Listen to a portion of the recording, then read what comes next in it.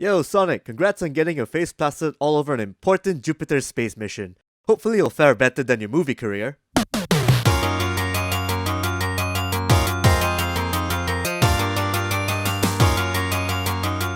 Greetings and salutations, it's Mr. Toffee here with this week's KKP Rhapsody.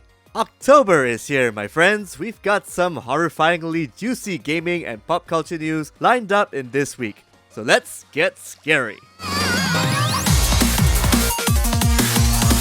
A quick shout out to the Philippines for a successful REV Major 2019 fighting game tournament in the Solaire Resort and Casino. Low High and a lot of Koreans placed top 5 in the Tekken 7 Major tournament. He might get the wall! No! Dropped it! Oh! Fenriti wins a Tenkaichi level Dragon Ball Fighter Z tournament. There we go! What is happening? Playbook players placed top 5 in Street Fighter V among others. Singapore Resurgence player SEO won the Under 9 in-birth tournament with his sweet and complex Byakuya play. All in all, good job. We can't wait for the next Southeast Asia fighting game tournament. You know, the one that completely overshadows the event it's tagged on. Congratulations to San Francisco Shock for winning the Overwatch League 2019. The Vancouver Titans put a great fight in the grand finals but ultimately got outplayed by the Shock.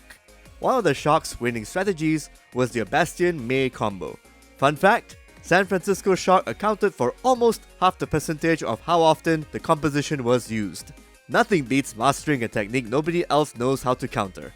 The Shock's off-tank player, Choi Hyobin, was also crowned the MVP for the grand finals. Sinatra also deserves a shout out for his majestic Doomfist play, which proved too good for Titan's own Doomfist player, Haksal.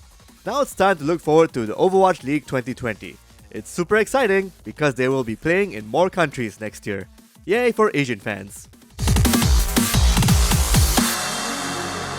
Got a PlayStation 4 but your friends are playing on PC or Xbox? Worry not, the future is here. Cross-platform play, or Crossplay, is now officially out of beta for the PlayStation 4.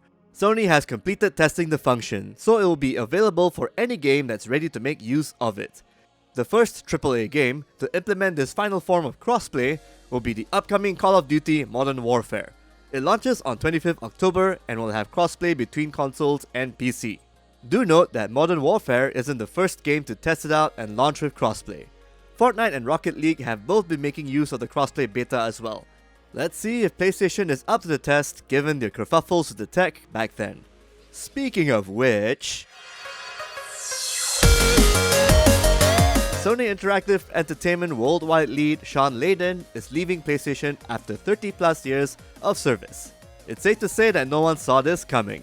Last year, Layden was tasked to focus on Sony Interactive Entertainment Worldwide Studios. His role mostly involved getting good first-party studios and exclusives onto the PlayStation 4, like one of Kakuchopurei's 2018 Games of the Year, Marvel's Spider-Man. As to why he's leaving, no clear reasons have been given. He's definitely not retiring, but you know who did? SIE Japan Asia President Atsushi Morita. Perhaps there's a big reshuffling going on right now at the Sony HQ, especially with the company's global restructuring that started back in 2018 of April. Just saying. It looks like Todd Howard and Bethesda is ready to take more of our money, but this time it feels a bit more legit and honest. Recently, a listing for a game called the Fallout Legacy Collection was put up on Amazon Germany. It's a compilation that contains pretty much all the main Fallout titles except for everyone's darling of last year, Fallout 76. Judging by the listing's details, it's scheduled to launch on 25th October, the same day as the launch of Modern Warfare. The great thing about this compilation? Its price. Getting 6 full-fledged Fallout games just for US 40 or RM185 is a damn good deal. All the modern Fallout games will come with all their DLCs intact. Now that's a nuclear bargain. Ain't no rest for the wicked, especially for someone like Randy Pitchford. The Gearbox CEO, along with Gearbox Publishing and Valve, are being sued by Duke Nukem 3D's composer Bobby Prince. Basically, he's suing them for using his copyrighted music without his permission. Bobby Prince is the original composer of at least 16 audio tracks in the original Duke Nukem 3D. He struck a deal with Apogee, 3D Realm's trade name, to allow usage of his copyrighted work. In return, he would get $1 for every unit of the game sold. Fast forward to modern times, Gearbox acquired the rights to Duke Nukem 3D. They developed and published the game's latest iteration, Duke Nukem 3D World Tour. The game still has audio from the original game, which means Prince still has the rights to profit from its sales. However, Gearbox never notified Prince about the game and never sought his permission to use Prince's work.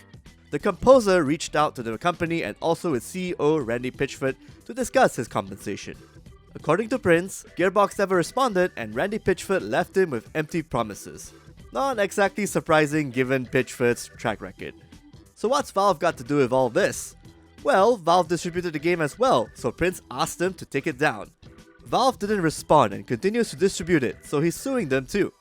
As of this video's production, the parties being sued have less than 20 days to respond to the summons. But there have been no further updates. With the recent success of Borderlands 3, there should be no reason for these guys to avoid Prince.